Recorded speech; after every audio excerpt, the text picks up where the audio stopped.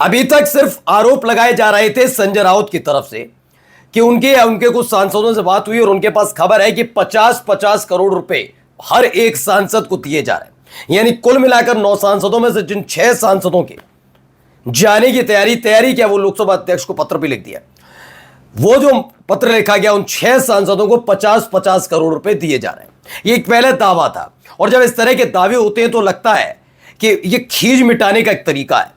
लेकिन अगर मैं कहूं ऐसा नहीं है, हकीकत यही है कि हाँ वाकई पैसा दिया गया। तो क्योंकि एक देश के बड़े पत्रकार ने बागी सांसदों के हवाले से एक बड़ी खबर बता दी है। खबर के मुताबिक वाकई उनको पैसे का, बड़ी मोटी रकम का पैसा, तो ऐसा लगता है कि मैं 100-200 रुपए की बात कर रहा हूं, नहीं, मोटी रकम ऑफर कर दी गई है।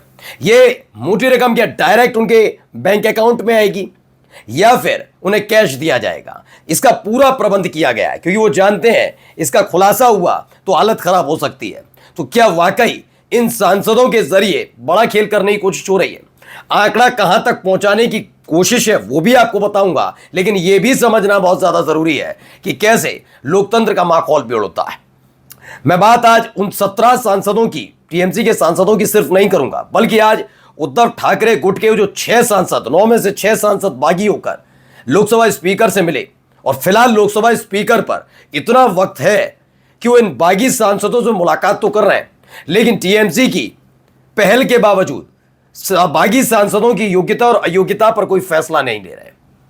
सोचिए, संवैधानिक पद पर बैठे हैं आप, और उसी संविधान के पद पर बैठे हुए, संविधान की शपथ लेकर बैठे हुए पद पर आप एक पार्टी का भरपूर सहयोग करें, क्योंकि आप उसी पार्टी से आते हैं। खैर, इन सब के बीच एक बहुत प्लास्टिक खबर निकलकर सामने आई, जिसने वो प्लान सबके सामने रख दिया जिसके लिए इन सांसदों को इकट्ठा किया जा रहा है।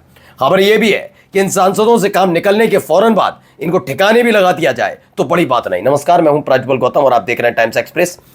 देखिए, खबर कंफर्म है, मुलाकात हो गई है, और उन्होंने, यानी कि अपने जो बागी विधायक इनके हैं, सांसद है, माफी चाहूंगा, बागी सांसद हैं, उन्होंने अपनी तरफ से कर दिया क्लियर कि हाँ भैया, ये हो, उद्धव की पार्टी टूटी। राउत ने प्रेस कॉन्फ्रेंस में गाली दे दी। ये कहा जा रहा, गुस्से में आ गए, 9 में से 6 सांसद बागी हैं। 4 साल पहले शिंदे ने 39 विधायकों के साथ अलग हुए थे, और अब ये वाला मामला निकल कर आया।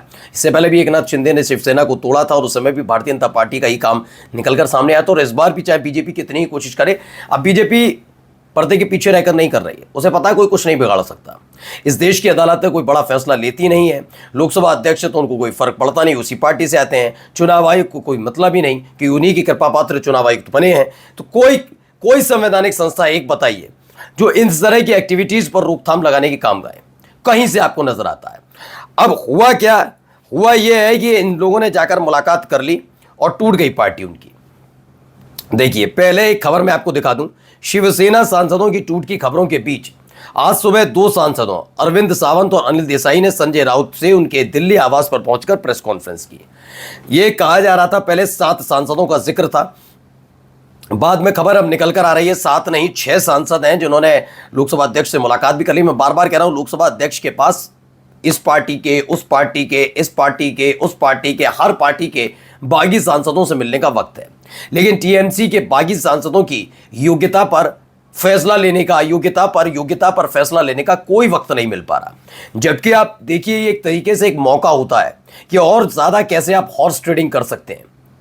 अगर अभी इसी वक्त इन 17 सांसदों पर कार्रवाई कर दी जाए तो आगे फिर और ये सांसद लाएं तो कोई फर्क पड़ने वाला नहीं, अयोग्यता हो जाएगी। लेकिन इंतजार किया जा रहा है कि आंकड़ा बढ़कर उस लेवल तक पहुंच जाए जिससे इनकी संसद सदस्यता ना जाए, और मोदी जी का जो डिलिमिटेशन वाला बिल है, जिसके जरिए अपनी कुर्सी लंबे समय तक बचाए रखें, वो वाला बिल पास हो जाए। बस वही वाला बिल।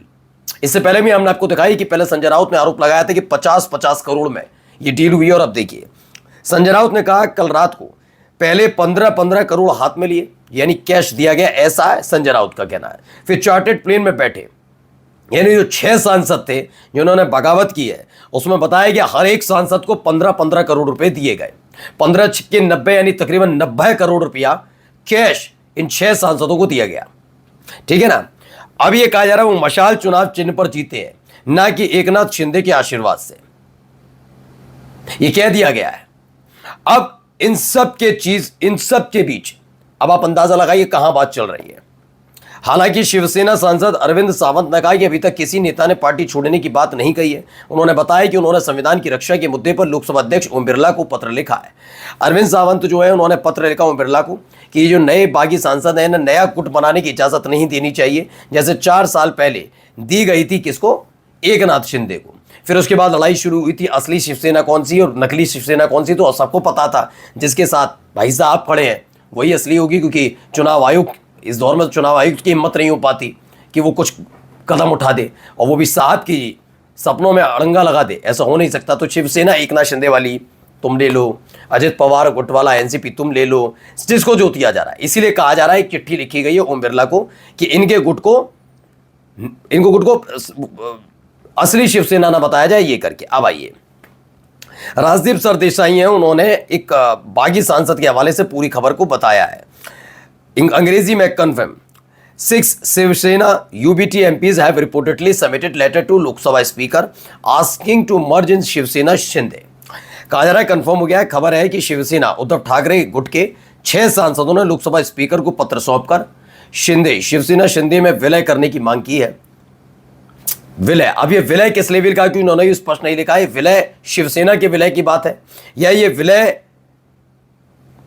केवल सांसदों के विलय की बात है, क्योंकि 7 सांसद पहले से ही शिंदे गुट के हैं, प्लस अगर ये 6 मिलते हैं तो ये कुल मिलाकर 13 सांसद हो जाएंगे मौजूदा तौर पर एकनाथ शिंदे के।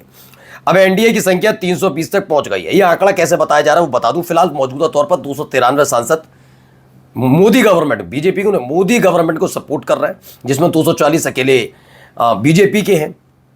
इसके अलावा जैसे चिराग पासवान के, नीतीश कुमार की पार्टी के 12, 16 टीडीपी के, 7 शिवसेना शिंदे के, 5 चिराग पासवान के, आरएलडी के 2, इस तरीके से पूरा मिलाकर जीतन राम मांझी 1, ये सब मिलू के कुल मिलाकर बनते हैं 293। दावा यह है कि वो 20 सांसदों का ही जिक्र करके बांटा जा रहा है, जबकि अभी क्लियर नहीं है। 17 सांसदों की पुष्टि हुई अभी तक, 3 सांसद गायब है, फिर भी कहा जा रहा है 20 सांसद। चलिए हमने 20 सांसद मान भी लिया, क्योंकि अभी तो हस्ताक्षर वाला तो है उनके पास, तो उसका इस्तेमाल किया जा सकता है। तो 20 और 293, 313। अब ये कहा जा रहा है कि 6 सांसद, 320 गलत है, 319 हुए, क्योंकि 313 प्लस 6 सांसद अभी बाकी हैं, कहा जा रहा है शिवसेना के, तो कुल मिलाकर 319 हो जाते हैं। और यह आंकड़ा और बढ़ जा सकता है। एक बागी सांसद ने मुझे बताया, ये खुद बता रहे हैं राजदीप सरदेसाई, हमसे कहा गया था कि अगर अपने चुनाव क्षेत्र के लिए फंड चाहिए तो पाला बदल लो।